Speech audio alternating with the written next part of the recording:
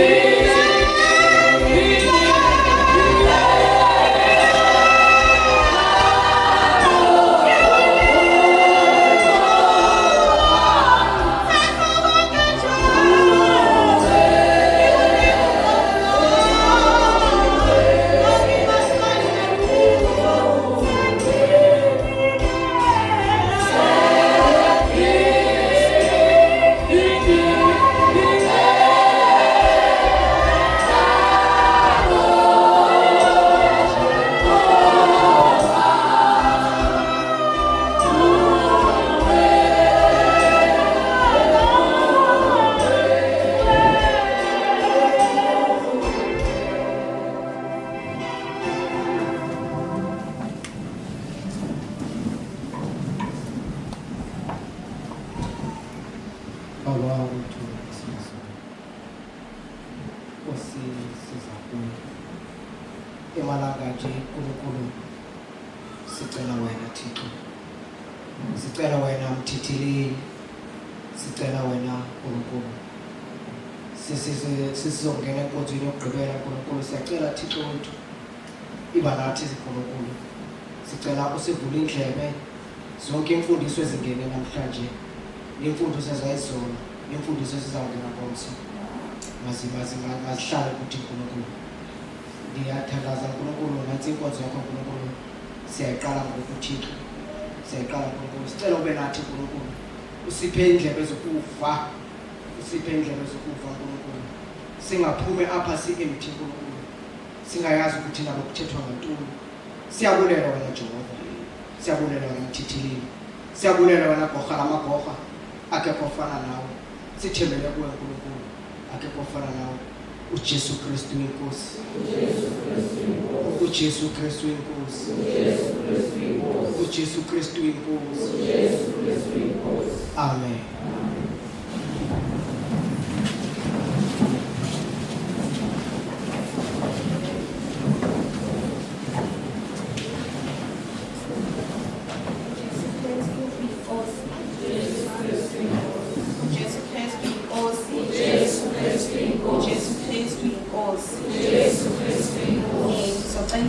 Sicule ihubo eliku-235 amavesi ambalwa bese sizolisa umkhulu SD Dr. Zimande egameni likaJesu, uJesu Kristu inkosi.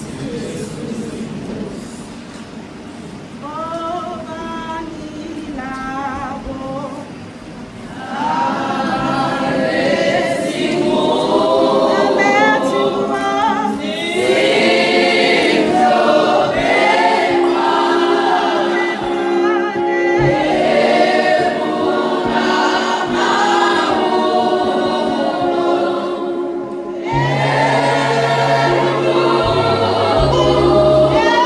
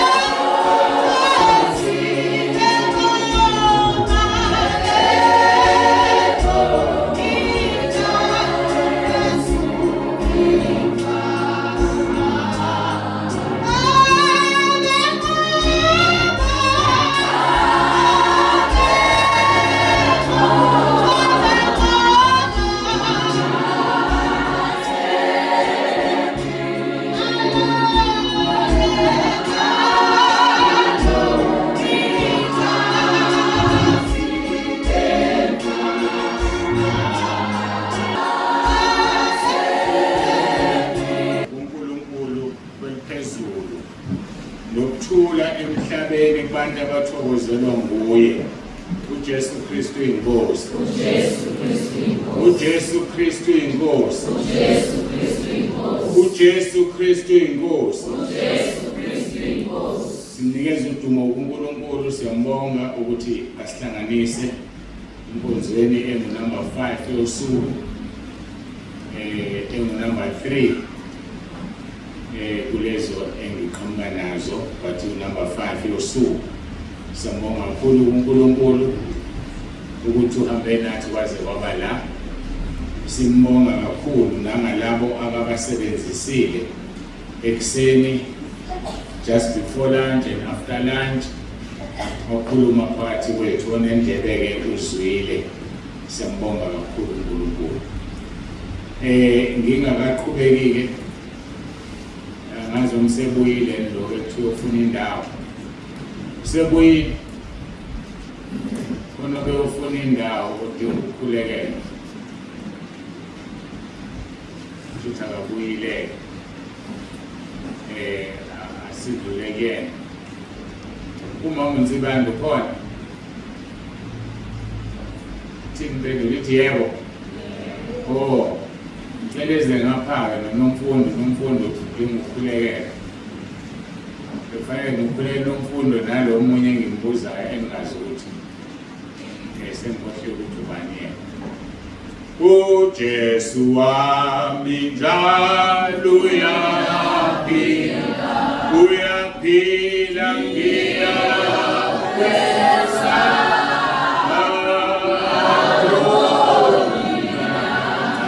Lapho qhubekani imfundo.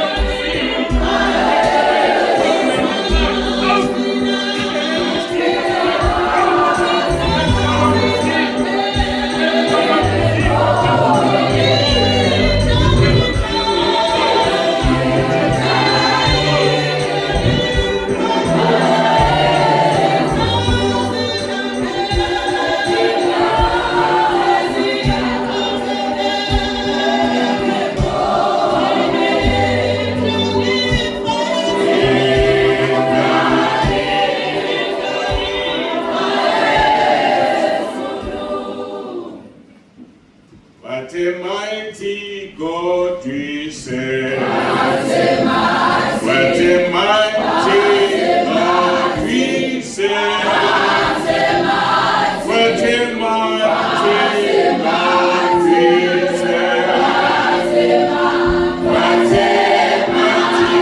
God we serve. What a mighty God we serve.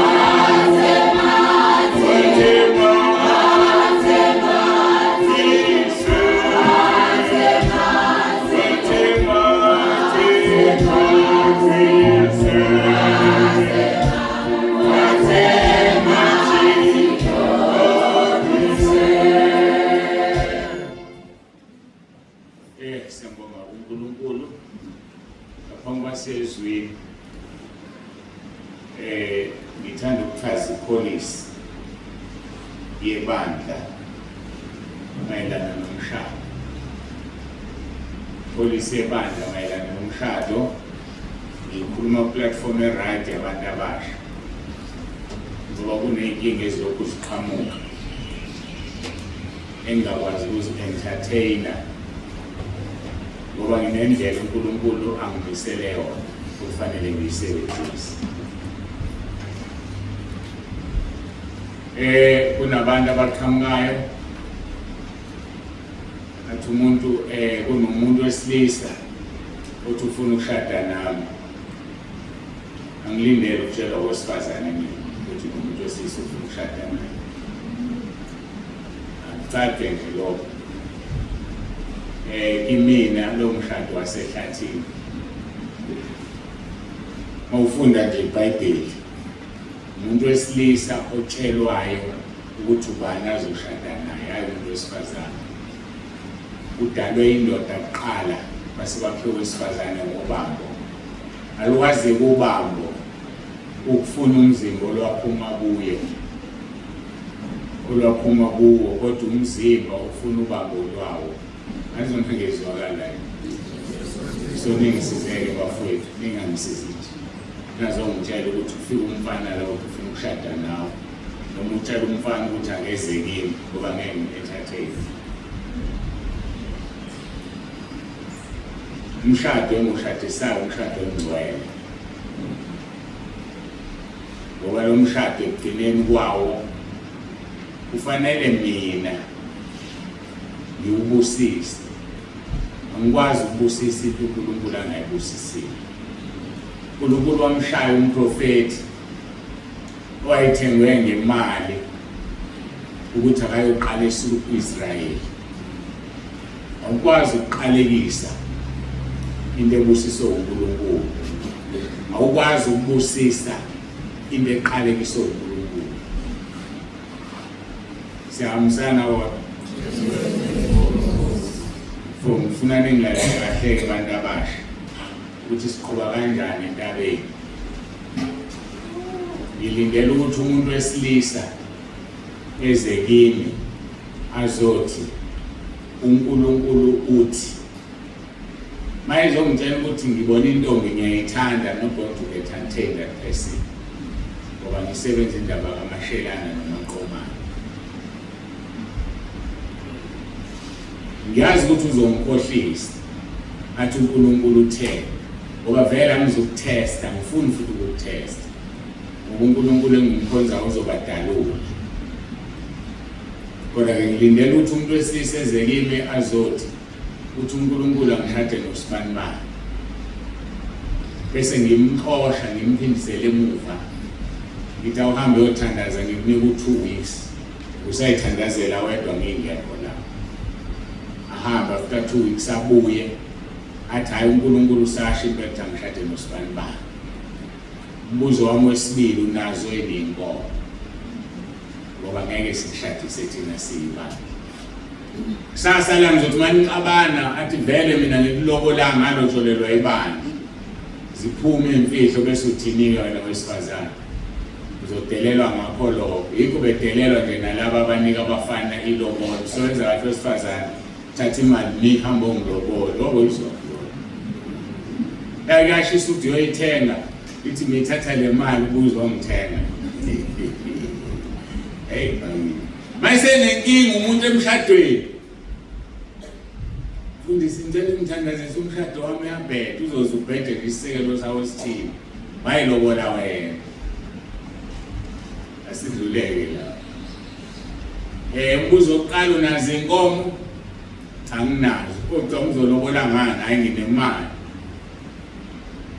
ngifuna ibank balance sekahle manje lento ima-app ngifuna ebhaliwe la efotokopiwe laselasithele igama ngithatha ibank statement yomunye umuntu ngifuna nginike ifoni yakhe angivulele i-app imali engaphansi ka-100,000 I'm not going to entertain you. Liyadula phela ilobolo bayabiza abantu ngengane zabo. Emva kokubiza ngengane zabo kusazoshada. So uma ingaphansi ka-100,000 asixoxe siyanqamuka indaba yethu. awuhambe ucela imali kuNkulunkulu mhlawumbe uzokunika uma uyicela kodwa mina ngeke ngiqhubeke. Ngimtshelela lento ukuthi niyazi ngoba kusasa lake kuthiwe umfundisi othile unqaba nezingane futhi ulala nazo. Kanti kunemgomo esilandela ibandla nebandla. Ngitshela imigomo yasentabeni manje.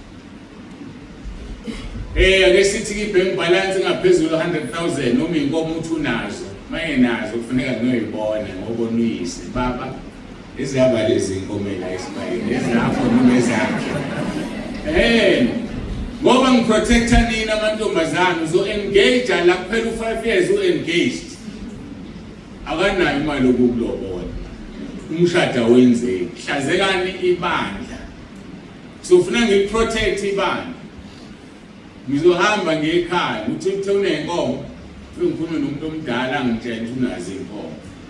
Ezakhe mawethu ukhehlela into ezazo uzomnika nezo11 ayolobola ngizomnika ayiphungileyo. Manje ngizoqala ngotshela intombazana angikaze ngeke ngitshele singamadluli lezika. Shona intombazaneni yamazi usibanibani yamazi noma imazi lokweligayelo mina. Eligayelo mina lelo ukuthi hambe uyothandaza. Nginika 2 weeks uthi umfana uNkulunkulu utheshadana hamba kuyothandaza. Ahambe. After 2 weeks uyabuya. Uthini uNkulunkulu uthi ayashada. Ushadani kulungile. Mayisethe angishada. Manje ngitshela abazali benu. Date inqunywa yimina ye-engagement. Batshela ukuthi engage ngelanga lolu. Yele umuntu wesisa ngimtshele ngisethi date mina. Evumelana nokuba busy kwami. Kodwa ngizothatha isikhathi. Nisangizwa kodwa? Good. Ukuthi ngathi nilalele kahle le ndaba umshado ngiyithanda. Ngiyithanda umshado ne. Ngibone le nilalele ngayo. Ngithi ngimkhulule. Manje asiyiboni umshado iqhamuka. Hayi asiyiboni ngisafuna ukuyibona. Siyafuna ukuyibona. Ayike ku-engage keqede sengiphumile mina. Sebeyoxoxa imindeni yonke kuyalutholwana kwenzakalani angisangeni lawo. Singolitshela yabona usuku lomshado ufuna abantu communicate nami. Ngoba ngibhizi kangaka nje sengifully booked 2027. Inkonzo engizoyihamba. Oqalayo nje manje athi ngicela inkonzo ekhaya 2028. So ke awuzufika wena nomshado wakho uzokuphazamisa. Abazufike balinda abantu. Sebelinda u2 years. Belinda 10 years uyafika wena usuyashada sefanele bed uzozwa ngami date engisuthekile ekhaya. Bese yenzeka umshado. Umshado emhlanje sekwanele. Asibeke olunye uhlangothi oluthanda ukushuba. Uyafika njengokujwayelekile nje usukuvamile. Hayikhona ubhuti manje baba uthi ufuna ukumshada. Uyakhonza kodwa yena yebo ukhonza kwelinye ibandla. Mayikhonza kwelinye ibandla ungumthumi ngimthola umsemthumile. Mayikhonza kwelinye ibandla phela uphethwa ngithi. Ngilindele kuze umfundisi waleli bandla ezekini.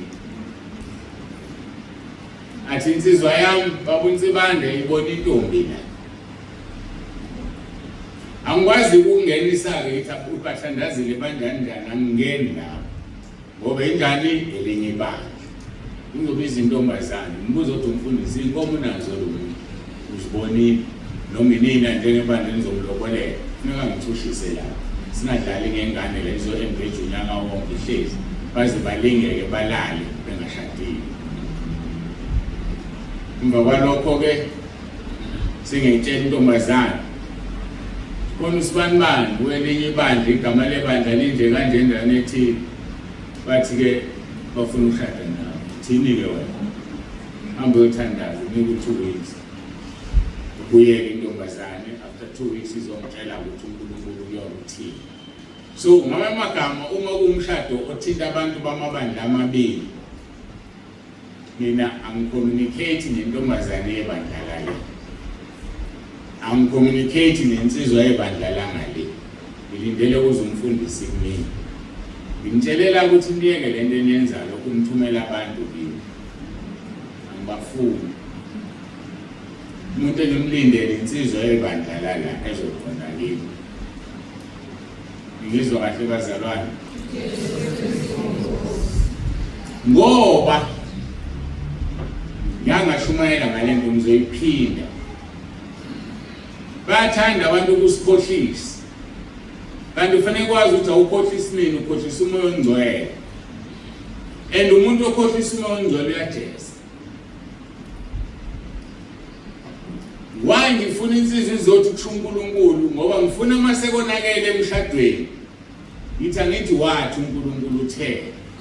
Ngenxa ukuthi uNkulunkulu usho njalo angingeni ndawo phela yini. Sufuna ngene mina. uNkulunkulu phela ngaphe kwami angikwazi ukungena indaba kaNkulunkulu nawe. Ezeni nobabili xazululeni. Yenze njena ke insizwa umngani wami sakhulu. Saqhelelana ke sesiqala ukusebenza. Yezwa kuthiwa isishadile. Yashada nentokazi. Lithi iBhayibheli uMahebheru ungalandeli igodo elitonswayo. Ungabi ngokufisa imali. Ubone lo wayene profession. Bese ufuna ukuma kahle. Waye ukufunda wena una profession. Thatha une profession. Sasa la sizokudla isikhwele. Ayisizokudla noma uyisizi noma uyisifazana. Uzohamba imihlangano nomuntu esemsebenzini. Awusametheni. Makuwukuthi wesifazane usuhamba ngemoto yoma ngaphandle sangwe nomlindini. Ihlazeli ngake indoda engathembi umkayo. Ngithi ulandele igodo econzayo. Ishadele insizwa le yayazi sasijwayelene nayo engayanga kangaka esikoleni ishada nenesi. Manesi adumile kwamfana nayo. Ake bashadiswe umfundisi ohloniphekile. After 3 months ibuye insizwa ize kumfundisi. Mfundisi usazi wami ukukhuleka. Hawu sekhuleke siyabonga. Hawu cha mfundisi. Kunenyanga ezo5 ekhuleke thina sino 3 months sishadile. Hawu. Phoke nani ngikhohlisa. Ithi kusho uNkulunkulu nani vele njolo cha mfundisi. Ngangakaze ngihlangane naye. Abese kukhumbula umfundisi. Angithi wathi wena kusho uNkulunkulu. Yebo mfundisi. Phela kusho uNkulunkulu uyafuna uthatha umuntu okhulelwe ingane yomuntu. Ngingena kumina la. Injalo ingakho ngithi ngifuna uthi kusho uNkulunkulu. Khona uzothi mawusunenkinga ngigqume ngime lapha.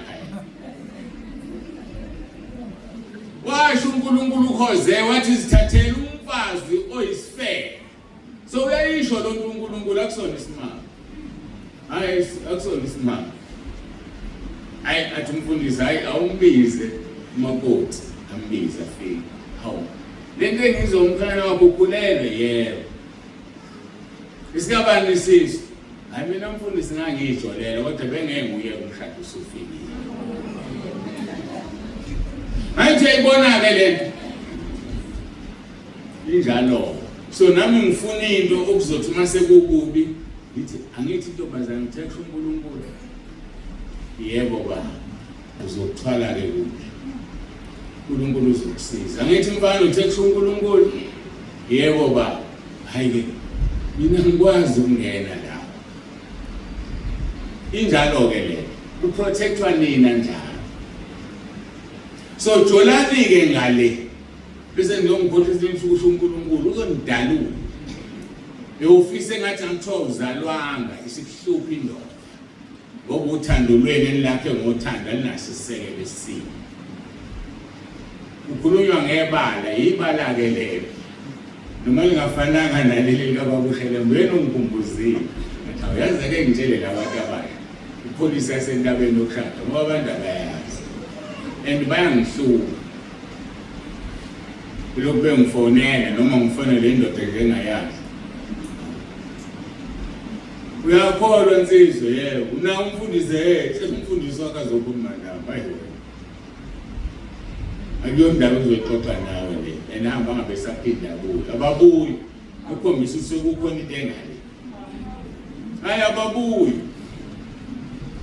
ngikuthi ngoba ngikhuluma la WhatsApp ku YouTube babe sayilalela inkonzo zamazoza uyazusho thini ababuyi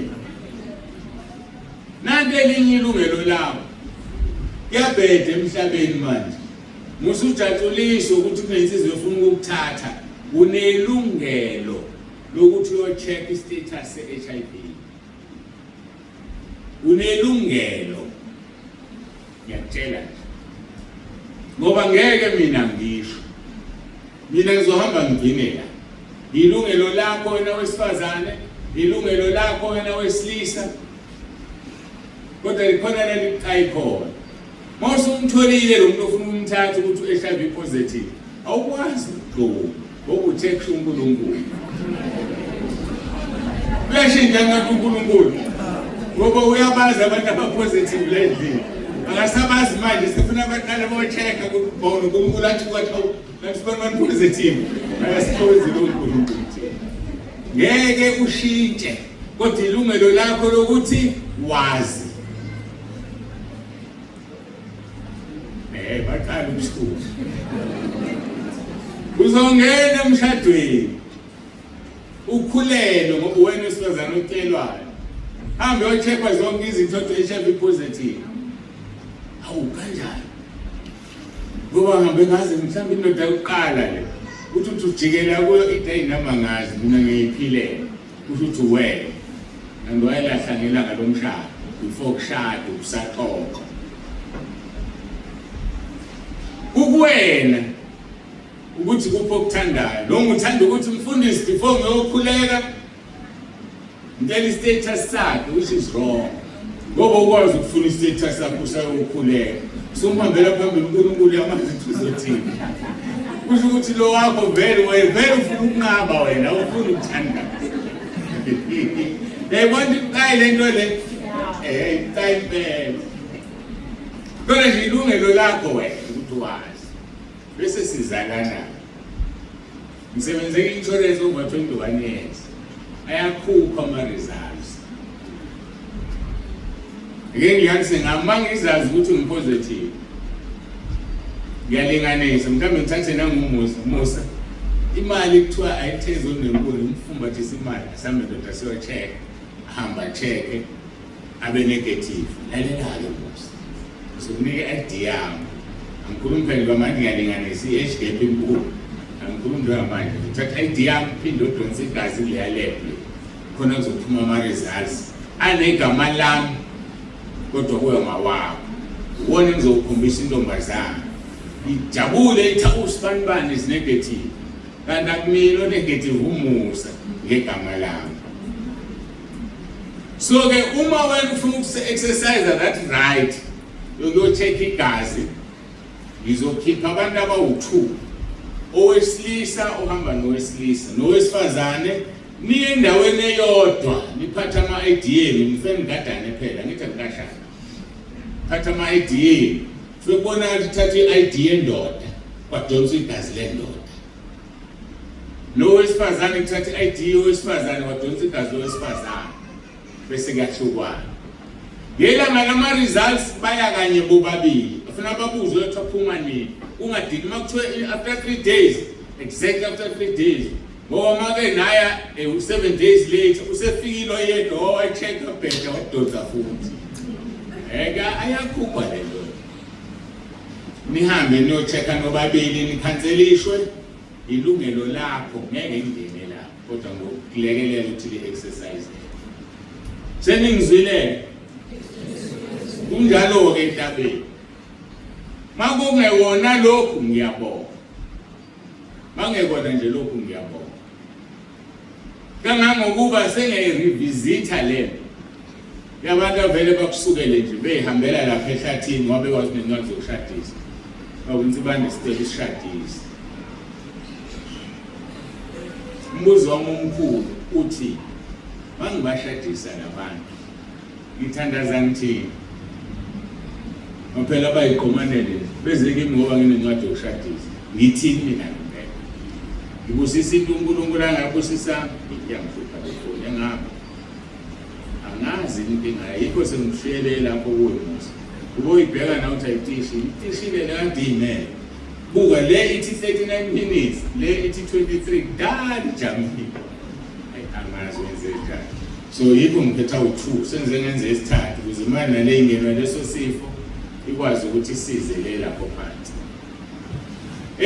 so ilungelo lakho ngikhuluma ngabantu abangicelayo ngiyayirevisitha le nto ngithandaza ngithini ngithi Nkosi busisele umshado okokuqala nakubathandisisile ngisho Roma 10:9 izoni nje zizeki njengoba ngiyini i-marriage counsel noma i-marriage what officer marriage officer yabona ngisengakhohle namagama akho ina incwadi yokushadisa angifuni ukushadisa balekela wona lena sasa ngizoma phambi kaNkulunkulu athi wena washadisa abantu abangafanele bashadise bese ngithini washadisa indoda yayidivorce bayibhede lithi lo muntu usaboshelwe icala awubufuna ezulwini unaka nezinto ezincane unaka nempukane edlula phambi kwabo usayiphazamise so angazi ke ngisayikhulekela lento nginazi impela ngizokushadisa angazi ufuna ngenzeni angazi kodwa ke icala lento ngendlela emangalisayo la indabeni ke kulula ke ngiyabonga ngoba umthembu unencwadi zokushadisa so ke noshadiso yena officially mina ngishadise spiritually officially wabumthembu ngishadisayo spiritually ngishadiswa yimi waphela hayi ngoba ikhunda bayazi okay sengadlula ke kule issue senizwile ukhona umbuzo ake khona umbuzo wokushada hayi asivala siye ngoba vele asuyeke asuyekela sengibonile vele ubuzayo kuzoba ukuthi une interest uzobe seyidayisile so vele akekho ozobuza ngoba ozobuza uzosaba ukuthi nombuza ngasese manifuna ukubuza ngemphendula kodwa ke ngiyadlula kule issue manje senazi kushadwa kanjani endabeni abashadeka abantu abayeke ukuhlala omthamba ngisho le angisho le isemqoka kabi abantu abasubhuka izolo bakithi kulana abaseKorinte bokuqala chapter 7 verse 1 and 2 abaseKorinte bokuqala chapter 7 verse 1 and 2 angiqali ngisho le kodwa ngizoyiphika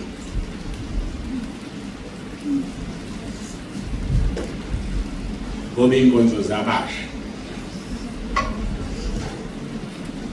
sendvulile izeluleko nemithetho yokugana igama lokugana lijulile hayi ngoba lijulile ngakhula emsini ahlala isikhathi eside emsini ukugana ukushada kwesizulu bayagana abantu ngesizulu ingekho incwadi yomshado sisebenzike kanjalo ekukholweni fanele kube nencwadi yomshado kodwa bese kubizwa ngokugana babe kumusha igama lomshado la marriage bayakumusha abantu ukugana so ngiyazi ukuthi ukugana khona ukugana uthatha umuntu ngagana wasibani bani ibingekho incwadi yomshado kodwa uganile kwalotsholwa kwaqedwa kwamiwa phambi kwephoyisa lenkosi so labo bantu bafana nabashadile impela kodwa ke kuhle ngiba-advise baye home affairs bayothola incwadi yomshado ngoba uma ishona le ndoda lo mama ney'ngane zakhe ngeke bathole lutho kuzodliwa abafowabo noma uyise into eyinkinga yokugana yebo-ke kuyazana ukuthi ishintshe imithetho ukugana kwesizulu kugcine sekungena emakhoti kwenziwe ngendlela efanele angifuni kungena entweni engayazi ngichaza igama lokugana makuthiwa imithetho yokugana sisho ukushada kwangempela asisho ukugana nokuthwalwa suke bakhona ukuthwala isiko lokuthwala lidweleke ngale kwaXhosa Verse 1 maqondana nalokho enalo bangakho kuhle umuntu kuba angamthinti umuntu wesifazane kuhle umuntu kuba angamthinti umuntu wesifazane ngothathele isingisi ngakutheka ngelinye ilanga kuhle kuba umuntu angamthinti show ukutouch don't touch a woman khona ngesizulu kumthinta ngokuthi nilalile kodwa kukhulunywa ngokulala la kukhulunywa ngokumthinta to touch woman babekuzile abaseKorinte nwana ngimthethe ethi imibuzo sengibuye ngayivala imibuzo ngibuza ngasese uthi kuhle umuntu kuba angamthinti owesifazane verse 2 kepha ngenxa yokufebe akube lo naloyo abe nowakhe umfazi nalowo wesifazane abe neyakhe indoda ngenxa yani yokufebe so uzoba kanjani neyakhe indoda nango kweBhayibheli uzoba kanjani nowakhe umfazi ngokweBhayibheli uma uba uthi bandethi kathandazo masilandela lelizwi lithi ngenxa yokufebe mawubona inganuko ziyakuhlula ngiyangizwa kodwa mawesifazane noma wesilisa mawubona inganuko ziyakuhlula woza uzomtshela woza uzomtshela baba inganuko ziyangihlula ukuze ngiwe ngizokuthandazisa mina uthola umfazi mongowesilisa mongowesifazane ngizokuthandazisa mina uthola indoda ngoba la akusayi ngokuthi uNkulunkulu utheni sekuya ngokuthi ngenxa yokufela ngeke uzubhuka usathana intombi zingaka entabeni bhuka usathana insizwa zingaka entabeni hayi ngeke sengikhuluma olunye ulimi ngathi izolo ngizele ngitheni kukhona umuntu ongashada noSikhotheni bafaka oThai namhlanje kahle so ke ngizamkhuluma iqiniso engisho ngikhuluma iqiniso ngeke ngempela uze esihogweni bebangaka abantu besifazane okwethu ukuthi first thandaze simcela uNkulunkulu akunike kwaphela nje noma wesilisa noma wesifazane so ngenxa yokufebeke unalo ilungelo lokuza kimi yothunga umlomo wami ngentshele umuntu masengiqabela uzolo athi vele mina ngase ngikuthanda uNsibando wathi angishade nawe engasashi usathandaza yobe ngasashi usathandaza so nama ngifuna ukuyophoqeka kodwa ngoba ngenza ini lelizwi leli so ngibonisha ke bonke abantu abaneyinkinga abahlulwa inkanuko wozani singithandazise nithola umfazi umthola indoda sengiphilise ngivalileke lo issue babe ngibona sengibavalele ngaphandle laba abanenkinga kanti iBhayibheli libavulele izwi lelibavulele ngenxa yokufela akube nalo yabe nowakho umfazi uzowenziwa ezulwini sizoguqa nesithandazi soguqa nesithandazi uNkulunkulu uzomkhomba futhi uzoshadela futhi umshado uhambe kahle okwabo ukuthi uthula ungaphindi usho ukuthi wamthola ngibande nomfazi ungaphindi ukusho lokho ngoba uyokuhleka hawu kanti wena ongangithandi ngumfazi kamfundisi mina asidluleke siyezwini lenkosi funa siyezwini lenkosi manje makunembuzo nokene ngibuze ngesinye isikhathi ngalolu suku bevukile abenkosi ehlotshiswe ubukhosi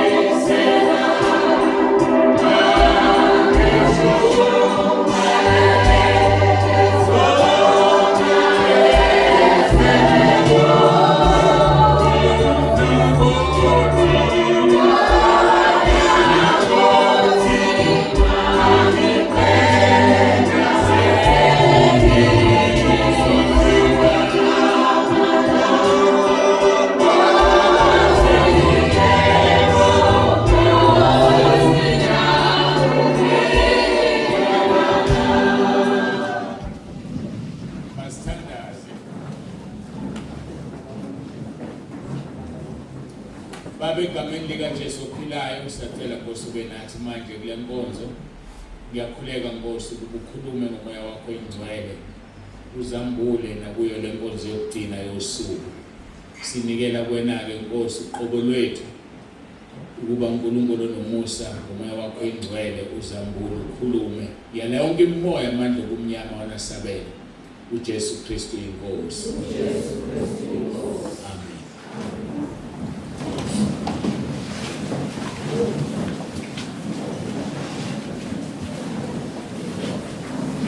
Sikula kuTimothy wokuqala chapter 6 verse 14. Timothy wokuqala chapter 6 verse 14.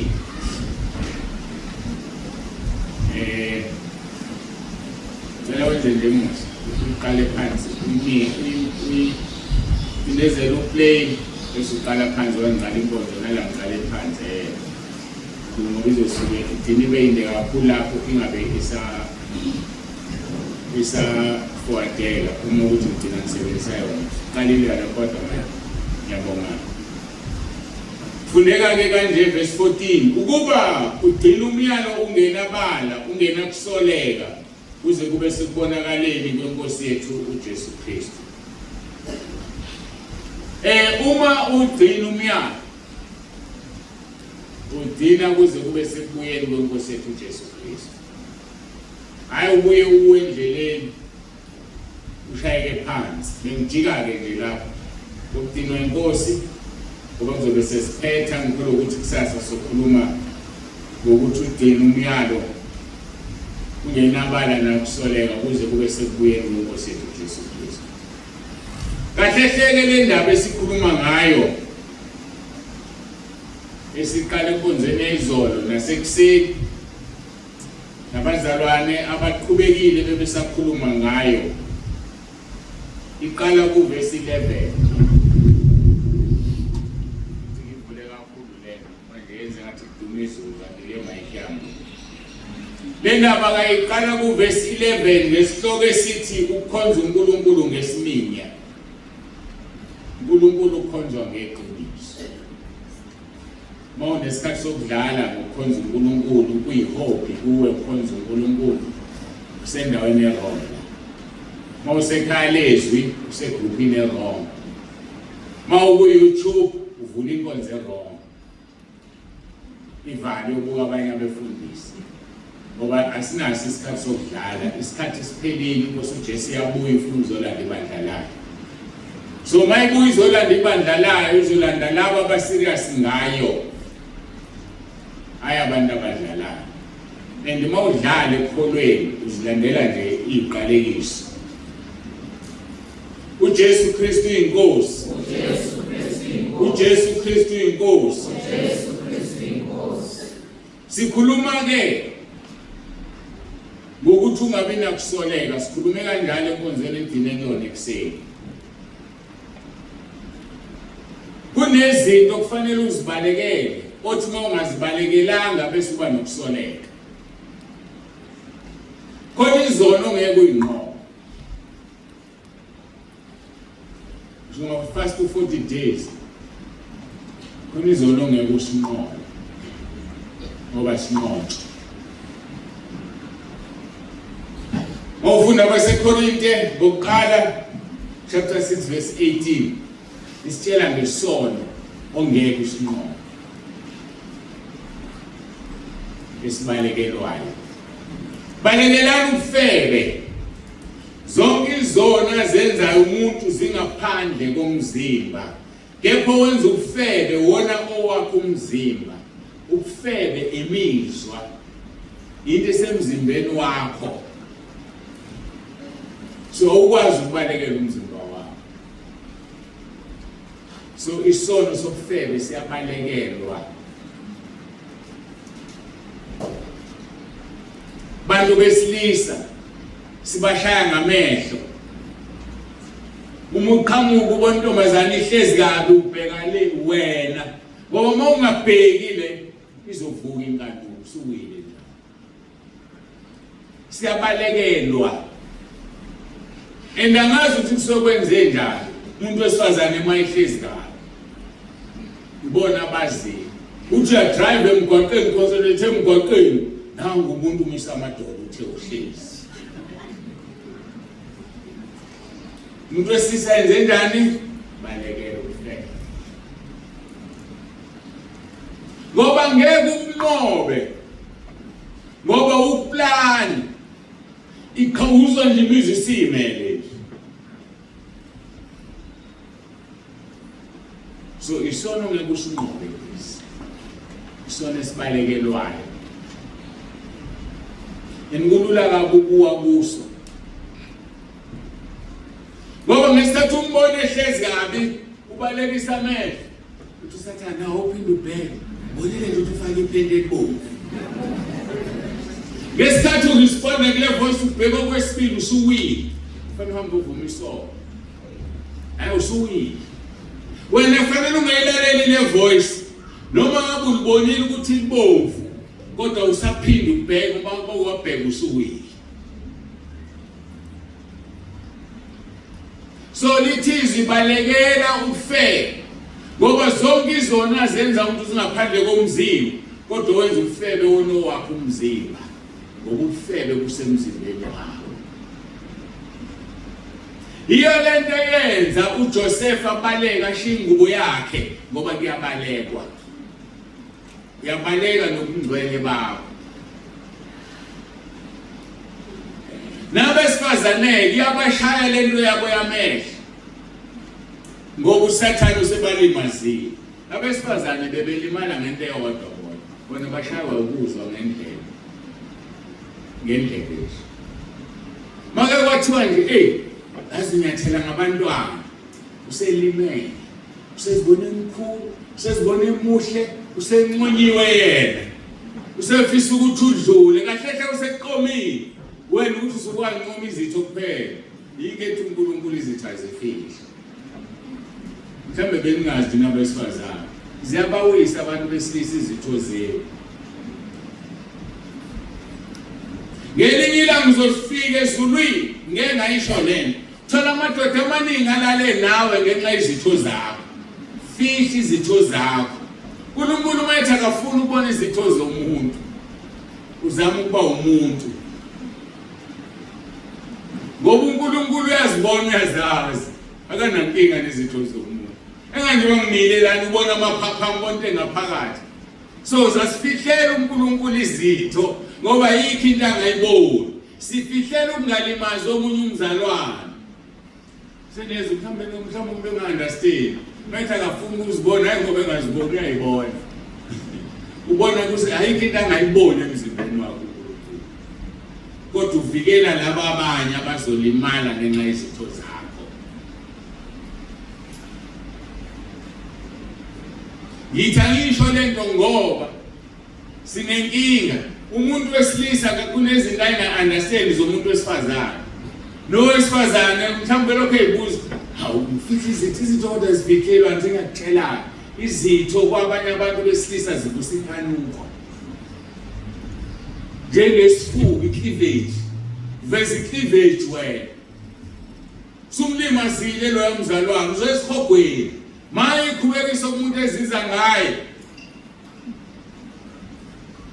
so uhloniphise nje umzimba ufihle nakobesilisa khona into ongayi-understand wena oyithatha kancane kanti yamkhulu umuntu ezingabe ngiyayisho ube ngayazi manje ngangento esifazane bayazazi bona izinto ezibakhubayo kuningi so yikho kufanele senze izwi ngoba ulizwi uJesu uyazi yena ngoba uNkulunkulu uthi thema esidala kwenzakalani emzimbeni wethu so ungalokhu question izinto ngoba uyiqabanisa noNkulunkulu mayethi akafuna ukubona izinto hayi ngoba engayiboni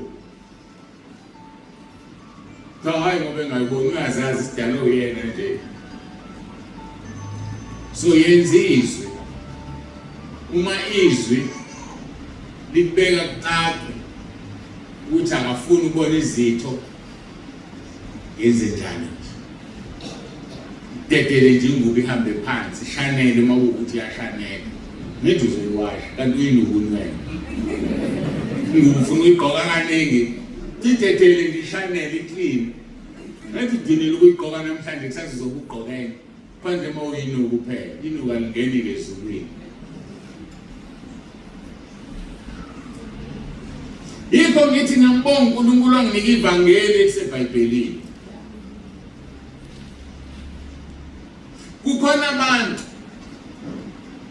abathi ungayifaki iperfume iso la phakathi kwenu uma ngaba khona umuntu ongayifakile iperfume ngabe sebesukile abantu eduze kwakhe ngoba ngabe unjani iyanuka Maria ekseni ngosuku lwangevivi ngesonto baya esidunjini emzimbeni kaJesu umgcoba amakha iperfume uphela hlukanisana iperfume khona iperfume yakhiwe evusa inkanuko maye wadlula nje umuntu uyashaya emakhaleni ivuka ime ngenyama yilo perfume engafuneki hayi ukuthi friend ayisebenzise perfume ingakho kufanele sishumayele izwi okungekho ezwini sikiyeke ngoba kudala iargument umoya ongcwele ozoyikhulumela naloyo ngoba uzobe seziklinile umoya ongcwele wangena wahlala bese zikathaka nezinye izinto sizabona uNkulunkulu siyasebenza kodwa lokho kungasho ukuthi asingamtshela umuntu into ewrong esiyazeni umoya ongcwele asesifundisile kodwa hayi la epulpini ngoba epulpini wenzekani ususa umsindo njengalo msindo wakwaSuthu banyakaza uTikTok uthi ngithe mina umzalwana ngayidayisa imbuzi ayikuyazi lona yasusa umsindo abazi abantu ukuthi ikhona eBhayibhelini abazi abantu ukuthi ikhona ngoba abambulelekile umbuzo oqala uthi iyadayisa imbuzi ebusha iyadayisa iBhayibheli ithi thengani konke okudayiswe ebusha udleni konke okudayiswe ebusha imbuzi ayidayiswe ebusha oqala owesibili uma ingadayiswe ebusha umuntu ofika kuwe ezothenga imbuzi uzokwenza lohlabela amadlozi iphela lapho nje lento ayidingi lokhu ithazi ishonale bangasho bonke abafisa ukusho ufika uhambe uye kulaba abantu ukhothame emadlozini ukhothame ezangomeni uthamba uthenga imbuzi emnyama noma uthenga imbuzi emhlophe azidayisi ngani imbuzi ebusha lithi iBhayibheli idla konke okudayisa ebusha liyadayisa ihashe ebusha hlwene nganike ihashe nembuzi amahashe agithelwa awathenga awafuna amadlozi amanga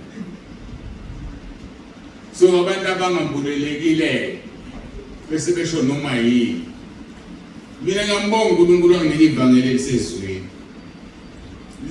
zifuye imbuzi angimvimbi mina fuye imbuzi zakho wanixhasa abantu bohlabela amadlozi uzohlangana noNkulunkulu ekugcineni mina lokho nje ngikwaziyo gazi lakho ngeke lifunwe kimi sengishumayelile ngiqedile uthi uzoyichitha kanjani ke mawunazo namangazi ngoba ufuna uzidle uziqede maziko 40 50 nje zidle waphela ke sekho kufanele uma izoyithenga umuntu ungamniki ngoba usukhasa umsebenzi wamadlozi zidleke nomndeni wakho uyiqede noma enye indlela ukuyiqeda ipha bonke abazalwane imbuzi ziphela ngoba hayi ukuthi inyama yembuzi isona ayiyona isona cha kodwa ukuthi ayidayise ebusha so umuntu oyifunayo uyifunelana iyanuka futhi njalo nje inendlela ephekwa ngayo ngihlalile emsingamene besidla inyama yembuzi ngihlala la emzini ocelile unembuzi eziningi baba wakhona esegola vela bhale uzazonke abantu abamhlabana intondo lethize nidlelana hayi sesizidla nje kwakuyinyama zidliwe wonke imizi futhi enembuzi engekho lento ukuthi mawufuya imbuzi othengelwa amadlozi mizi almost yonke enembuzi nje lapho ngisakhula emsini asidlulela ngikho lapho so izinto ezinjalo ke zivusa umsindo ku social media zivusa umsindo ngiyiphinda ke ngiyikhuluma ake kunyakazo futhi ngesikhathi benyakaza abakamoya kodwa bazongizwa. Bazongizwa basizakala. Sikhuluma ke ngalesi sono engeke usinqobe, sindani siyabalekelwa. Baleka nje impela nomzimba wakho, ubaleke. Ugqokise kahle, uhloniphe. Uyeke ukumake-up, uyeke ukuhlobisa. Ngoba usola umdali wakho ukuthi wakudalelani wanje. Funda baseRoma 9:20. Wangenzelani nganje? Abesekuza uPaul athi okubunjwe kungasho umbumbi ukuthi wangenzelani kanje. Uphela imagine ingane yakhe izakwela. Futhi mhlawumbe umuntu sewahlangana naye. Kungenzeka zamhlanje ziyakhuluma. Wema washadelana nobaba. Ubheka ubaba uthi umumbi kanjani. Manje nami ngimumbi engalo baba. Ubona mama ushadangana lo baba ngaba umumbi kanje. Ungathi ingane yakhe isho njalo kuwe. Wena nje wathatha indoda embi ma. Ubheke mawuthi muhle kanjani wena ngifuzanga wena. Ngifuzele le ndoda. Wawuyifuna wabona nempilo yemali yomuntu. Ishingane njani yazibona ifana noyisu isundani mubi. Lezi ingane ziyahleka zithi umubi. Ilento esenza uNkulunkulu bengifuna ni understand exactly. Ilento yenza uNkulunkulu. uNkulunkulu ongiyangane ziyelwe egolide. Sihamba ufaka izinyo legolide. Ngathi nizwile ukuthi amathathu wenze njani? Nizwile ubufakazi. Ubhaliwe kuLeviticus. Thina ningaziloba amabala. Qaphela. Mhlawumbe usunele isensa sesihogweni. Sekunzima ukuthi uphenduke. Ungabi nakusolela. Angayixoxa lento uNkulunkulu ayibeka manje ukuthi ngixoxe. Khona abantu okunzima kuba ukuphenduka. Kodwa khona abantu abathi mabedalelwe izulu. Athi umuntu noma ngafa. Mangivele kuJesu kulungile. Thawashumayela omunye umfundisi ebekitende. Washumayela. Waqhamuka omunye umasista. Emuhle ngokwezwe uziphophotile. Zilengile wena uyiqhumile. Usebenzile wazinesa weza phambili. Ufika wakhala inyembezi wakho. Kubiza uOthakho. Wakhulekelwa nabanye. Uthe mayiqeda lapho wathi umfundisi. Ucela ufonele lenamba. Umthetho akazolanda imoto yakhe. Nasi isikhiye. Ngasindiswa mina ngihleze empipitweni.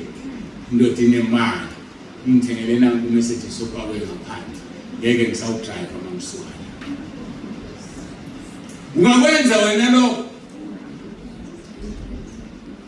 Limhlabile izwi. Wafona umfundisi wafonela indoda ozolanda imoto yakho nangu umuntu wakho la uthaphenduka asabuya ukuya kubo manje. Kunto uzofika kanjani ukuthi akazi kodwa uyakubo manje. Ukuthi uzekahle ivangeli. Thambe ngikhuluma nawe la nje usempipitweni. Buya la enkonzweni yobhibhidi. Akhona moto ekubambile. Lo engabambeka. Message isodulayo kwafanele bambeke kodwa kazange bambeke. Sisazoma phambi kwesihlalo sokwahlulelwa. Into emnandi yile uthi noma ngakudukisa umngane wakho yokuzwa wedwa ubuhlungu esihogweni. Naye kuzwa yedwa akekho yozwela umuntu. Ngoba noma umsola uthi ngila uwena uyothi angikudonsanga ngenkani. Ngoba nami ngiyasha ngokwami. Nasezulwini likwazi. Ngokubuza kumnandi wedwa ngeke umoyithathela emhlabeni. Sindiswa phenduka. Ulahle kumnandi bomhlaba. Ngoba izwe liyadlula nenkanuko yakho. Kodwa wenza izwi kaNkulunkulu uzoma kuzibe phakathi. uJesu Kristu inkosi. uJesu Kristu inkosi. Kepha nazi yini ukuthi umzimba womuntu uyithempeli likaMoya oNgcwele okunina na enimamukele uNkulunkulu nokuthi anisibabe. Kufanele understand kahle ke le ukuthi anisibabe. Ngoba ngenxa yothando niyasangana. Athi umuntu nomuntu wami. Nomuntu wakho wamdala, sikwazi ukudala umuntu wena. Athi ngiko wakho sifanibani. Sohlonze ukufa ngowakho. Lithizwa nisibona benu angazi kusithatha ilungelo wena lokuzithatha uzipha umuntu. Ngoba okokuqala usiyena wakho. NgokaNkulunkulu lo mzimba ithempeli kaMoya Ongcwele lelo dlala ngalo. Ulinikeza noma ubani azenzele lidlala amadimoni. Aninazi ukuthi umzimba wenu ithempeli kaMoya Ongcwele okunini enimamukele uNkulunkulu nokuthi anisiko abele na. Ngokuba nathengwa ngenani elikhulu. Ngakho ke mbongeni uNkulunkulu emzimbeni wenu. Mbonge uNkulunkulu emzimbeni wakho. Umzimba wakho ungawusebenziseli ukungcola. Umzimba wakho ungawusebenziseli izinto zenza phansi kwengubo wedwa. uNkulunkulu uyabona uthule. Kodwa likhona ulanga la ngeke athule khona. Ufise ngathi ngabe thoza nguzalo. Ubufebe, ukungcola, amanyala, inkanuko zenyama zithithi ithempeli likaNkulunkulu. Chapter 3 verse 16 and 17 anazi yini ukuthi ni ithempeli likaNkulunkulu nokuthi umoya kaNkulunkulu uhlala kini na. Umuntu ethithi ithempeli likaNkulunkulu uNkulunkulu uyakumchitha yena ngokuba ithempeli likaNkulunkulu lingcwele. Niyilo ke ni. uJesu Kristu inkosi. uJesu Kristu inkosi. Kunezinto engithe kumele zibalekele. Abantu abaningi iphutha abalenzayo uma bebalekela into ababuki phambili. Mawubalekela izinja zikuluma. Awugijimi ubuka izinja ezikulandelayo. Ngoba uzoshayisa odongeni la noma uzofita ifence uhlima zefence. Spiritually abantu benze njalo. Uyabaleka ubalekela ukufela. Kodwa uyadlala ifilimu yokufela engqondweni. Uyabaleka ubalekela ukufela. Kodwa uyakhumbula abantwana le nabo. Azathi kuba msindiswanga nje. Kubanda kanje ngabe ngisingikusibani bani manje. Uyabaleka kodwa mawenze njalo. Asifunde ukubaleka. Uthi uma ubaleka ungayibheki into esemuva. Uthi abazalwane bangixaka. Kakhulu laba bake bahambe inyanga njengami nami ngayihamba. Kunebithi noma kunezinto ethi mawusinikeze uthi hamba ungabheke emuva. Enawubheki ngempela uyilalela inyanga. Kodwa spiritual anikwenzi lo. Noma ngempela ungabheki noma kuthiwa ugezela phuma kulo mfuno uhamba ungabheke emuva. Awubheki ngempela futhi emuva. Kube ngeke kwenzeke ukuthi uyasatshiswa. Ekholweni kufanele sigijime sibheke kuJesu the author and the finisher of our faith. Hayi umuntu. Kodwa khona abagijima ababuka izono zabo abayibalekelayo. Uzozulima ushayise ngoba uboni ukuthi uya. Khohlo ungasemuva ulingisa umpostoli Paul uthi ngizeluleka kongaphambili. Ngikhohlo ungasemuva. Ngoba uma ungakhohlo ungasemuva ngeke ukubambe uKristu akubambela khona. Kunento esabanjelwa yona uJesu. Angazi ungayazi. Uthi umpostoli sabanjela ukuvuka kwabafileyo. So uma wena ungamkhonza uJesu ngobungcwele ngeke uvuke kwabafileyo uma uJesu ezolanda ibandla. Njoba lishizwe lenkosi lithi mayibuye ezolanda ibandla ngeke sibandulele abalele bona bazovuka kuqala masisaphila bese siyaguquka. Ngeke uguqulwe uma uzobusaphila ubheke emuva njengomkaLothi waphenduka isiduli sikaSawuli waphenduka insika kaSawuli. So ngesikhathi ubalekela ukufebe bheka kuJesu ongumqalisi nomphelelisi wokukholwa kwakho. Inkinga yethu asibheke uJesu sibuka abantu. Yebo balungile sibabuke. Athi uPaul ngilingise ngoba ngilingisa uKristu. Nami I'm saying the same words. Ufuna ukungilingisa ngilingise ngoba ngilingisa uKristu. But ngesikhathi ungilingisa, vula amehlo, uvula indlebe zakho. Ulalela umoya ongcwele ukuthi usakuvumela ukuthi ungilandele.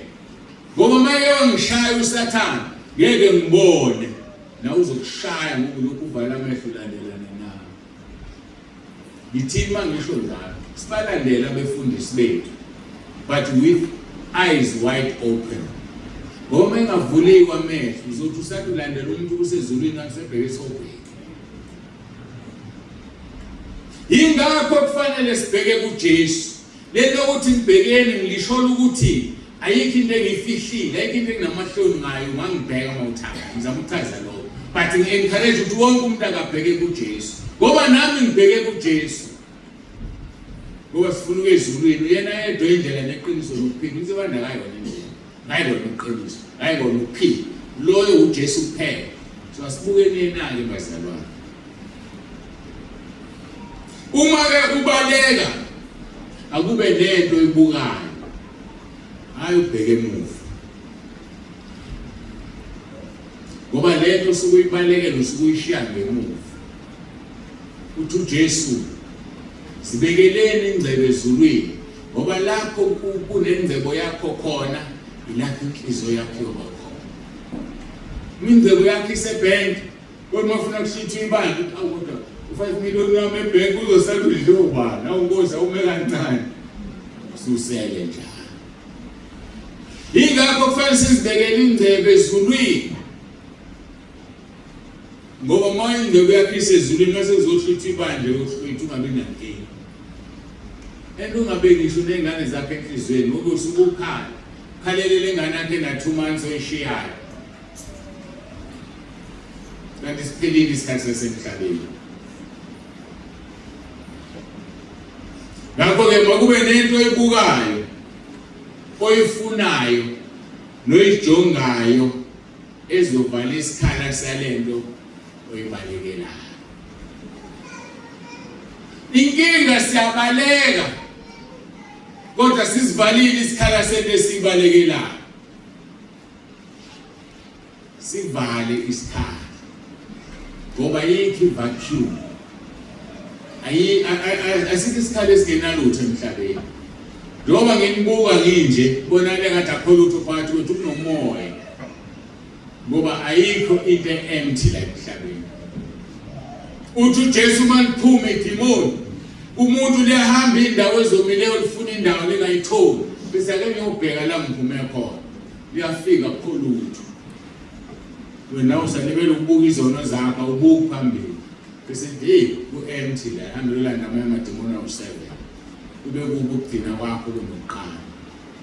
So ake siyekeni ukungabheki kuJesu. Bheka kuJesu ongumqalisi nomphelelisi wokukholwa kwakho. Mahebheru chapter 12 verse 1 and 2 usho yona leyo nto.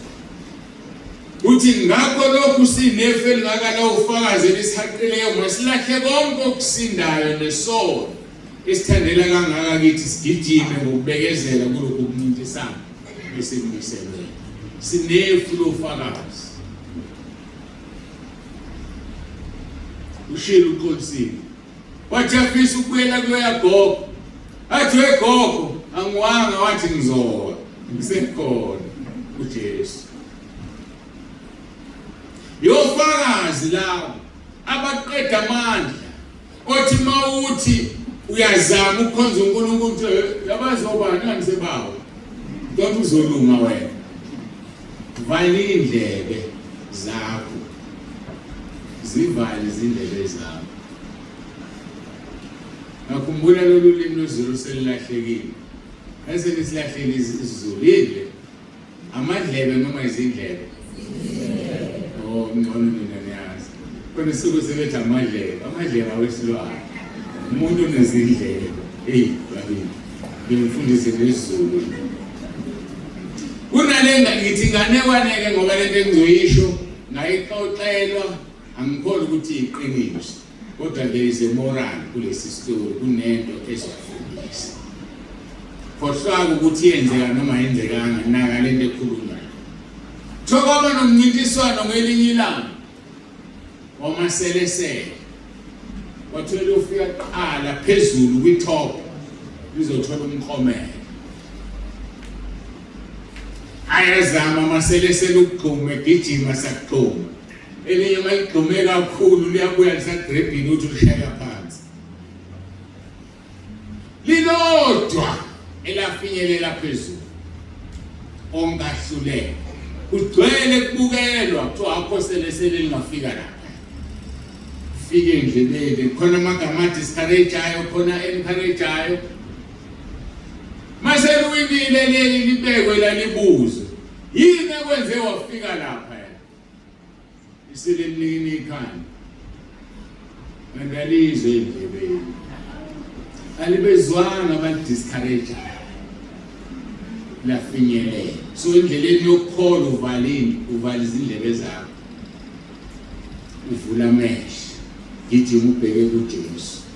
Ngoba uma ulalela abantu ngeke ufike la ufuna ukufika khona. Khohlwa umunye umuntu. Ngoba noma singabambene nenyama negazi, kodwa uSathane uhlala egazini akakwazi ukuhlala emoyeni. Lento leli igazi eliyenza kuwe liphusha uSathane dlula kuyena khona uzomunderstand umxolele bani usetshenziswa uSathane. Ngoba iqiniso lithi asibambene nenyama negazi. So lokhu sinefe ngakalo ufakazi lisihaqileyo. Lithi masigijime. Silahle konke okusindayo nesono esithandela kangaka. Sigijime ngokubekezela kulomncintiswano esiwumiselwe. Lo mncintiswano siwumisele into enhle ngawo akuwini umuntu oyedwa. So wina sonke masiphila impilo engcwele. Siyadingana in terms of prayer. Siyadingana ukukhulekelana. Kodwa sidingana kwezinye izinto. Ngoba sofakana ehlathini. Verse 2. Lithi ke masigijime sibhekile kuJesu umqalisi nomphelelisi wokukholwa kwethu. Othe esikhundleni sentokoza ibelelweyo wathwala isiphambano ngalinaka ihlazo. Wahlala ngakwesokunene sesihlalo sikaNkulunkulu. Wathwala isiphambano ngalinakanga ihlazo. Wazivala izindlebe zakhe akakuzwanga ukwakhulunywa kwakuzomdiscourage. Wakhumbula into eyodwa ukuthi lokho engikwenza ngikwenzela abafowethu abathunjwe uSathane ufuna ubathenga ngokuyisele ekhaya kubaba. Nami ungakhumbula leyo nto ukuthi ukholelwa le ndoda yafa eCalvary ngenxa yakho. Ukholelwa le ndoda yathelwa ngamathe uNkulunkulu. Yathwesa umqhele wameva ngenxa yakho nangenxa yami. So ayikho into ezokususa inyakazisi. Sho njalo uPaul ukunokuhlupheka nokubandazeka nendlala ngeke ngahlukanise nothando lwaNkulunkulu. Uthi ngisho ingelosi uqobehle ezulwini ngeke ngisho ukufa. Hayi mase khuluma ukufa ukhuluma ngenye into. Ngingafika nje le ndoda iphethe AK ithi kuyihlohla kahle. Besithi bonke laba abamphikayo uJesu manje abaphuma. Usale laba abafuna ukufela uJesu. Kambe ngayinhlanhla kusela u10 la. Ngayinhlanhla kusela abantu abawu10. Fanele wazi ukuthi into esibonayo ngesikhashana iyadlula. Kodwa singakubonile okwaphakade kumini. Asiye kuzithokoza ngento engenamsebenzi. Siye kuzithokoza ngento ezisixabanisa noNkulunkulu. Ngoba uNkulunkulu unobubele unesihawu. Kodwa kanaso umuntu ongamlaleli. Mongamlaleli nje hayi ayingeni ndaba yakho. Sisemncintiswaneni. Sinefu lofakazi lesihaqile. Masilahle konke okusindayo. Silahle isono esithandela kangaka. Uma sesikwenzile lokho. Lithi lesingisi, let us run with endurance the race that is set before us. looking unto Jesus, the author and the finisher of our faith, who for joy that was set before him endured the cross, despising the shame, and has sat down at the right hand of the throne of God. Asimaziseni lo Jesu mfowethu. Umujonge inkosi uJesu Kristu kahle, konke kobe kuphelele kuwe. Ithubaleke ukubuka yona. Musubaleke ubheke emuva. Athi mayibhala umpostoli Paul ebhalela indodana yakhe uTimotheo, ithele indaba iqala kuverse 11. Ufuna ukubuka kusola lapho. Kepha wena muntu kaNkulunkulu balekela lezo zinto. Ekubalekeni kwakho jonga ukulunga nokumesaba uNkulunkulu, nokukholwa nothando nokubekezela nobumnene. Buka lezi zinto ngesikhathi ubaleka. Uyeke ukubuka emuva. Zibalekele lezi zinto. Kubalekela ukufela. But ngisathi ubaleka jonga phambili. Jonga ukulunga. Umesaba uNkulunkulu, ukholwa nothando nokubekezela nobumnene. Verse 12. Yilwa ukulokuhle kokholwa, ubambelele ekuphileni okuphakade wabizelwa kukho, wavuma ukuvuma okuhle phambi kofakazi abaningi. Ukuvuma okuhle, ukuvuma uRoma 10 verse 9. Ngoba umvuma ngomlomo wakho, ukholwa ngenhliziyo yakho yasindiswa. Sizomvuma uRoma 10 verse 9. Asesivala inkolo. Vuma ukuvuma okuhle phambi kofakazi. Athi Paul ngiyakuyala Timotheo phambi kaNkulunkulu ophilisa konke, naphambi kukaKristu uJesu wavuma ukuvuma okuhle phambi kaPontius Pilato. uJesu Kristu inkosi. uJesu Kristu inkosi. Wena muntu kaNkulunkulu balekela lezo zinto. Balekela ukusoleka. Balekela amabala. Sizwe kakhulu ngamabala. Ibala lifuneki. Akhumbula umama engakuboke ngakutshela ukuthi wayenombhedo wathi unebala. Walibheka ibala ngangalithola. Kanti umbhedo wayengawukhokhelanga wokuqeda. Zinjani wena impahla zakhe ekhaya? Injani ifurniture yakho? Aphiki nabantu bepolitiki. Nabo benza umsebenzi wabo. Nawenza umsebenzi wepolitiki yawuqonda kahle. Angikwazi ukusho ukuthi ingakanani percentage. Kodwa incane kabi percentage abantu bepolitiki abawungena usukwini. Ngoba manga into yabo. Ukukhohlisa into yabo. Ukuqhetseba into yabo, corruption. Banemize bihle. Bongamlandela ukhola amalini incane yamala yakhola umuzi omuhle wona. Oyithathu ibeke enyaweni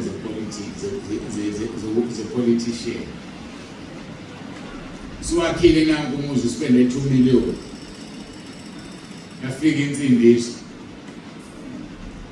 Le mali wakhe angayehla nomlenze kwakuyithenda ethize wayikhwabanisa. Uthi wambuzo ngasivuma leso sono. Ngawushisa lo muzi. Ngayishisa lo Range Rover wayithola ngaleyo mali. Yakubona ukuthi inzima ngana ukukhola kulabo bantu. Ngoma iqale ungqongqisa lo muzi ngeke uJesu enhlizweni ngoma isengenile. Iyangqongqisa ishe. Hamba ohlale emkhukhwini imali ayikho. Ithenye inyanga yaseMozambique yashisa imali yayo efikile uJesu. Efikile uJesu. Ngoba abantu abayifikile ukuthi kuwena akakafiki. Bikho usaqhubeka nalesi sono. Yabo mhla wafika. Wafika usuke efikile. Kwadideka uZakewu. bathi mayingena uzake wavela dedela mayimfihlo zakho wathi Nkosi idlile kumali kubantu ngizoyibisela iphindwe 4 times. Wathi ngizoyithatha ingceku yami ngiyafule ngipha abampofu. Fikile kuJesu la. Hayi bengakafiki.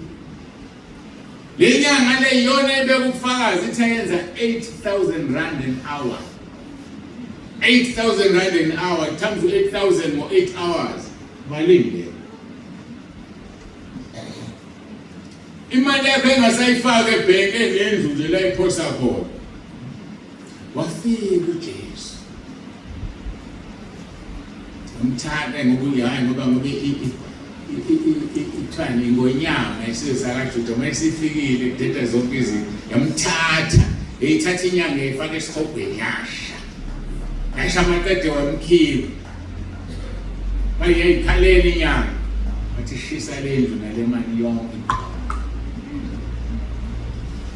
ngeyishisa inyanga yaphenduka inyanga yawumfundisi ithe nomuthi omubi ababe ulanda kuyo ukugqekeza imoto ukuthatha imoto ovela uyinkombe la le moto ephandle nje uvela ukhombe ngomunye eduze kwesivalo ivela ivuleke ungene phakathi ukhombe ignition ngomunye ivela idumo hamba muthi wenyanga yenza 8,000 an hour. Wafika uJesu hayi wona mayisefikile sibabona ngalokho mayisefikile udela yonke into ayithandayo ngabe ngakhumbula into engangiyithanda seyikhumbula into engangiyithanda mamiyelo. Hey, yabona into okuthiwa yigolide mangivuka ekuseni ngicela ukugeza ngiqala ngemgeqe u2 eyilenga la 10,000 rand bese ngiyaqoka ke ngiyaqela ngihamba ngekho lemgeqe engenalutho ngayithenga nje ayingqo ngayilanda nje kahle kodwa wathi mayisefikile uJesu sasihamba siya ngapha eDrakensberg ngayishiya ekhaya wangiphathela wathi awuthi ikhohliwe le nto base ngiyilena ungiphathelele nto ngohle ukutshela ngisayifuna efikile hayi uma sefikile umayekisa ukuyekisa noma yini oyithandayo mama akayiyeki ukuthi uyakholwa yasikhohlisa hayi usukusasikhohlisa sikhonza leyo Nkosi ke yekisayo so siyakubuka nje ayikulungile simbekezelele Nkosi yakho usathanda into ethile yakho kodwa mase kufikile usuku into ebuhlungu usiyashumayela ke la ikonfini uzolokhu uqhubeka nayo wena uyelandulela uthini ufika kuNkulunkulu into ebuhlungu yena uyayithatha lento ayenze yena athi wena ngakutshela ngathi ye ku 1 2 no 3 uthiwa kuphi Nkosi ngoba ngizange ngikubona bese veza leli ikhehle liphambi kwakho manje athi kwangelona elalikhuluma kwakuyimina ayithathe lento ayenze yena ukhumbula ukuthi ungabuyela kanjani emhlabeni ophenduka thoba yakhala esikhobheni bacela only 60 seconds 1 minute ngoba ukuvuma uJesu is less than 60 seconds athi Nkosi ngibuyisele emhlabeni ngiyokuvuma uthi it's too late usekhohliwe nanokuthi kade afike esikhobheni awusekho umzimba ubolile okufanele abuyele kuwo ukukhohliwe lokho ufuna yena ukuvuma uJesu vuma uJesu isikhathi sisavuma nginika ithuba lokuvuma uJesu manje sizothandaza umkhuleko abaseRoma 10 verse 9 aphoqwe umuntu uma ufuna ukumvuma wakho kodwa kukhona leli ilanga oyofisa ukumvuma uthe it's too late ukhumbula uresearch usho wathi hayi ungivuma kabusi esikhobheni vele ngishilo kuFilip 2 verse 11 but every tongue shall confess that Jesus Christ is Lord and njengamanje uyaconfessa but uphoqiwe ukuthi sekufika isikhathi sokuconfess akusakusindisa uconfessa kwakho so asishona isikhathi sisavuma sithi uJesu Kristu inkosi uJesu Kristu inkosi uJesu Kristu inkosi uJesu Kristu inkosi uJesu Kristu inkosi njengoba usumvumile wathi inkosi ususindisile mangahlutwa manje ibandla ekusale noyedwa oshone yona bese bebona siyahlanya sithi phatha sithi uJesu Kristu uyinkosi siyalunga silungiselela ukuya ekhaya ngathi ngimtshelile kulezi zinsuku kwenye inkonzo ngathi sengiready mina ready nini mina ngonibheka mina ngengikhohlisa mangabe eqala ngoniqalaza usibani banu hawo akafiki basala bashintsha emhlabeni noma evele ngikhohlisa andine buhlungu-ke kusuku lokwahlulela kuthiwa abangcwele bazohlulela noJesu so manje ngingangilandelanga nohlulelwa yimina okukhonjwa yimina esihogweni ngithamba kanti angijulukela ubala lapha epulpit waba nenkani yakhe lapha edibini lomlilo hlala inkonzo usathane uzoyibonela khethe yakho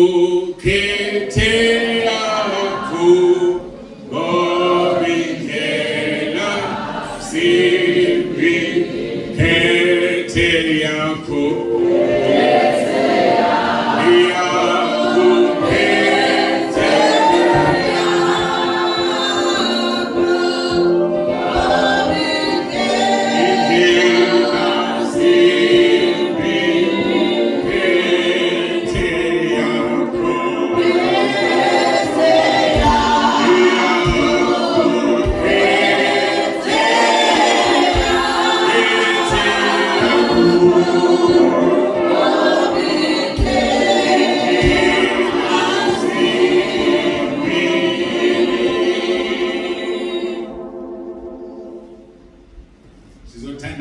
Roma 10 verse 9 bese niyasho emva kwami nabagulayo ngomdlalo ngizothi mase ngiqedile usho Roma 10 verse 9 ngimkhulekele nonke nabagulayo ngizobafaka lapho nalabo uNkulunkulu azongihola ngomoya ngcothi ngibakhulekele kodwa ngeke usebenze umkhuleko wami ngizokukhuleka uma ungazange umthandazo Roma 10 verse 9 Ngoba Roma 10 verse 9 elodiliza udonga ukuthi umkhuleko wami usebenze. Uthi verse 10 kaRoma 10 uma uvumile ngomlomo wakho uyasindiswa. Ukholwa ngenhliziyo kube ngukulunga. Mawufuna ukuphuma la ulungile. Kholwa ngenhliziyo ukuthi uNkulunkulu wamvusa uJesu wabafileyo. Mawufuna ukuphuma la usindisiwe. Vuma ngomlomo wakho ukuthi uJesu Kristu uyinkosi. Bese ngizodlula kulento. Ngithi abantu abakholwayo bawu2. Khona lo kufanele akholwe asindiswe manje bese yafa. Njengeselelesi esavuma uJesu safa. Bathi uJesu namhlanje ngizoba nawe eparadise. Bese bakhona laba abasazophila. Kufanele uvume izono zakhe, izono ziyavunywa. Sizwile bebefakaza. Ziyavunywa izono ivangeli engiliphethe yilelo. Ngaphandle kokuvunywa kwesono ngeke ungene ezulwini. Ngoba Isaiah 59 verse 1 and 2 uthi akusikhona ukuthi izindlebe kaNkulunkulu ayizwa. Noma amehlo akhe awaboni. Kodwa ingoba izono zethu zibusithile ubuso bakhe kithi. Diliza udongo lokukakile lwesono. So mawukhule kuRoma 10 verse 9 uyalidiliza udongo temporarily. Mawuzophila emhlabeni vuma izono zakho. Ngokuvuma izono upaphathiswe. Marko chapter 16 verse 16 litokholwayo paphathiswa uzosindiswa. Meaning okholwayo angapaphathiswa uzolahlwa. Ngoba kufanele uzalwe ngokusha. Uzalwe ngamanzi nangomoya. Kusho njalo uJesu mayitshela uZakewu John chapter 3 verse 5. Umuntu engazalwa ngamanzi nangomoya ngeke angene emusweni kaNkulunkulu. Khethe yakho, khethe yakho, ngobindlela simbi, khethe yakho. Yeah.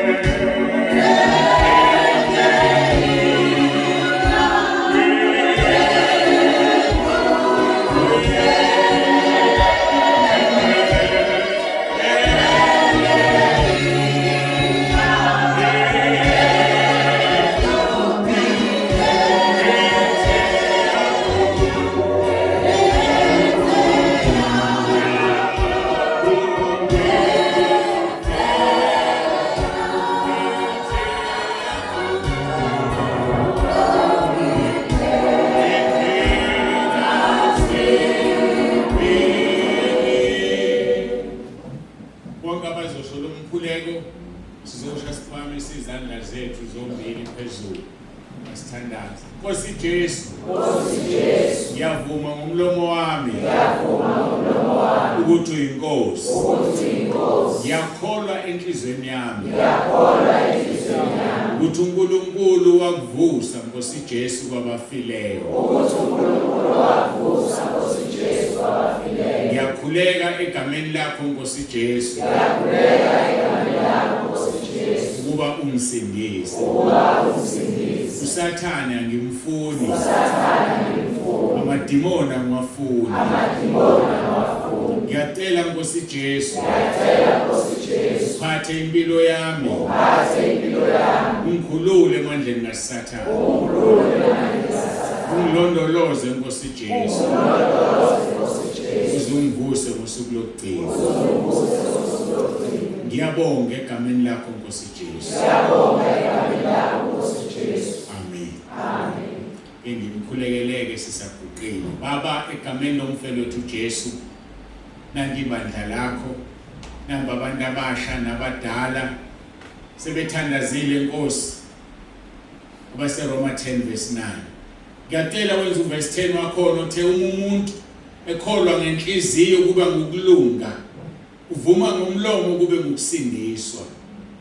Singasho ukuthi bebengasindisiwe, kodwa simele ukusindisa usuku nosuku njengoba ushilo ezwini lakho. Wathi umuntu ethanda ukuze emva kwakho makazidele, athabathe isiphambano sakhe imihla ngemihla. Ilokho esikwenzayo Nkosi, ukuvuma usuku nosuku ukuze uma ubuye ulande ibandla singasali. Ngiyathandaza ke Nkosi, uyazazi izidingo zalo naloyo manje. Yenza izwi lakho amaHubo 103 verse 5 usuthisa ukulangazela komuntu ngokuhle. Uyabazi Nkosi abakudingayo kwalokhu ukuphila, kodwa isibusise esikhulu engisicelayo ukuthi babusise ngokuthi bangene ezulwini ngosuku lokugcina. Ukukholwa kwabo kungabi yize, asuswe amabala, bangasoleki endleleni yabo yokukholwa. Abagulayo Nkosi, Isaiah 53 verse 5, ngemvimbo yakho siphilisiwe. Baphilise uNkulunkulu wami, siqalekisa amahlala khona asebezazi ukuthi ngeke besasinda. Siqalekisa zonke izifo ngegama lenkosi uJesu Kristu ophilayo. Phezu kwalemzimba egulayo ngithi uJesu Kristu uyinkosi. Phezu kwalemzimba egulayo ngithi uJesu Kristu uyinkosi. Phezu kwezifo zonke ngithi uJesu Kristu uyinkosi. Ikhensa, indulazi, ushukela, iBP, isifo sokuwa, noma ngabe sifo sine engasibalile, zonke siyazisuka emkhathini kuSathane. Ngegama lika Jesu ngiyaziyala zonke izifo maziphume zibuyele esihogweni ziyokusha. Njengoba luza usuku lokugcina lapho ngisho ukufa uqobo kuzophonswa iHades. Siyakubonga ke Nkosi ngoba usubaphilisile. Sikunikeza udumo lungo lwakho lukufanele, ngoba ngemvimbo yakho siphilisiwe. uJesu Kristu uyinkosi. Siyabonga ukuthi usubasindisile, usewuthandazile lomkhuleko usindisiwe kusukela manje. Basize ngabikho noyedwa ozohlehlela emuva, ngoba sibona bokuhlehlela emuva, kodwa singabokuya phambili, ngoba wena Nkosi Jesu indlela neqiniso lokuphila. Ushilo wathi okholwa uwe noma yafika uphila, naloyo uphila akholwe nguwe asoza afe naphakade. Ushilo Nkosi wathi kwabanye bethu abakhona la ngeke bakuzwe ngempela ukufa. Siyabonga Jesu Kristu inkosi. Amen.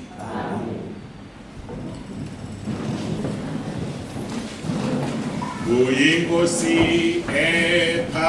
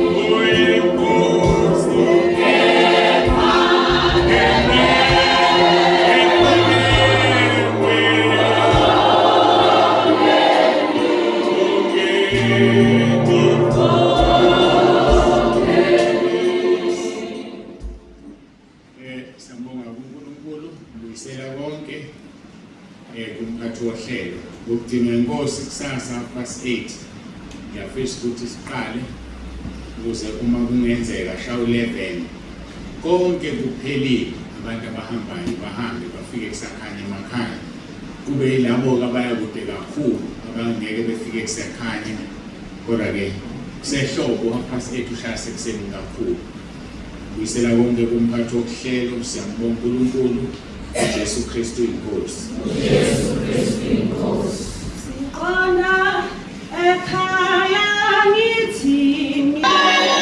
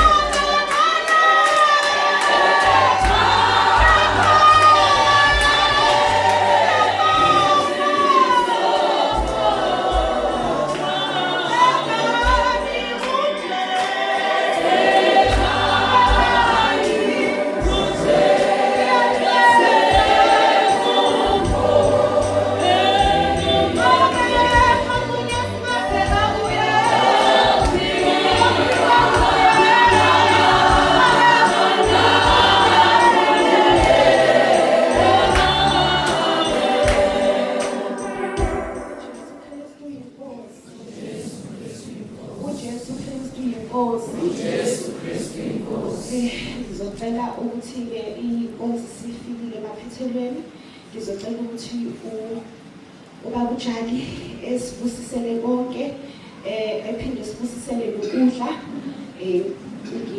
Ngiyacela ukubuza ukuthi kukhona mhlawumbe ekufanele ngidlulise mayelana ne-accommodation noma kuzokwenzeka njengehlelo layizolo.